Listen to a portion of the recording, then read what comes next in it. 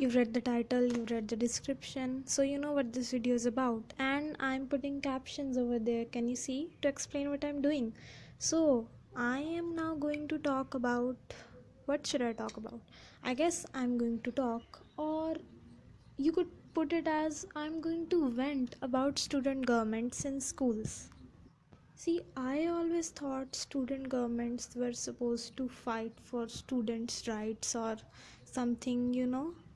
Do you get what I'm saying? No, I do not know how to express my thoughts. Ah, but I am going to try.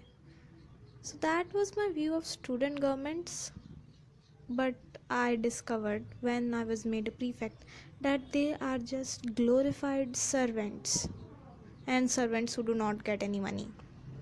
You see, when you are a quote unquote good kid and you get quote unquote good marks, they make you a part of the student government. What you have to do is they give you a shiny badge and they give you a title, and then all you have to do is during assemblies you have to stand all the time in the 40-degree heat and keep the first and second grade and third grade and whatever students shut up, which is impossible. It is impossible. In later years they made us organize assemblies, and I had so many plans, like themed assemblies. I'm going to speak about this, I'm going to speak about this, I'm going to diss Fair and Lovely. But no one is paying attention, so there is no point. You just speak on something like, good morning, dear teachers and students. Today is Diwali. The significance is very great for Indian. Intermission. Is it just me, or is the color scheme and color grading in lots of 60s Bollywood movies really great? I was watching Suffer yesterday and lots of people died in it, but damn the colors. I meant colors. And the intermission has ended. I planned on using props. I planned on two and three people giving speeches at once, helping each other. But you see, then I realized all that the audience does in assemblies is pick their nose, clean their shoes with their socks. You know how you do it? This is basic school kid information. When your shoe isn't polished, and if you're like me, I did not see the point of polishing shoes. And when your shoe isn't polished, you just rub it with your socked leg. So that's it, that's very easy. Anyways, what I was saying, yes, that is what happens in school assemblies. So what is the point of dissecting the history of colorism in India when no one is interested? Just an example. I like the way I'm swaying off topic because I want to talk about a lot of things. So let's talk about something else now. Okay, so this is a bit related to schools. I hate kids from big schools. Like, I hate them with a special kind of vengeance. You see, I don't hate them as individuals.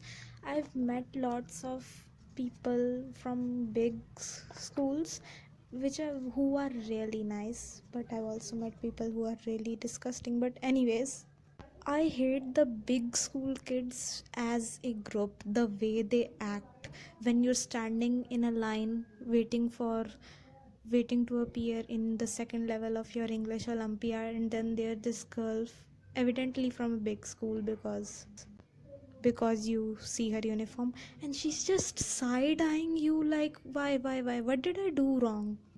I think this also comes from having very, very bad experiences with kids from big schools in my formative years.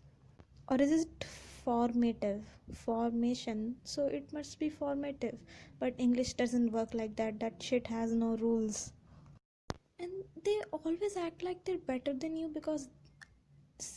See, this is a generalization, because if you are someone from big school, I don't hate you. But I do hate you if you stand in a line next to me and talk loudly about, oh my god, we were dancing to Seven Rings because just it. I promise not to talk like that again, okay?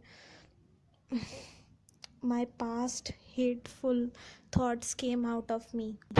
Right now, I'm actively trying not to hate those people, but I don't know, I just hate them so much. It is really hard to describe this if you don't, I mean, it will be really hard for you to understand this if you haven't experienced it firsthand. And what schools am I talking about in particular? By big, I don't mean a big building. By big schools, I don't mean all private run schools, because private run schools are small too.